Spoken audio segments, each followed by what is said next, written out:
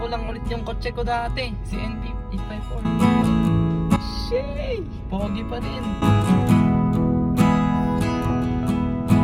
Ito yung kotse ko dati mga pare.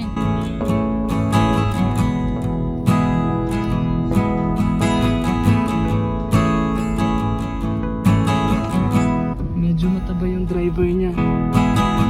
Oh, ganun na ganun pa rin yung harap niya. Nakakaiyak. Yung Evo Max, oh. Ako pa nagpalagay nung ducktail na yan dati, oh. Shay! Ang gasgas yung bumper sa likod.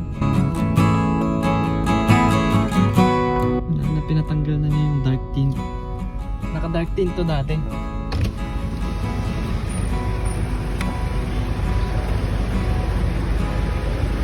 Pansinin nyo yung nandun sa ilalim, sa may skirting, kulay pink. Kasi dating kulay pink yan.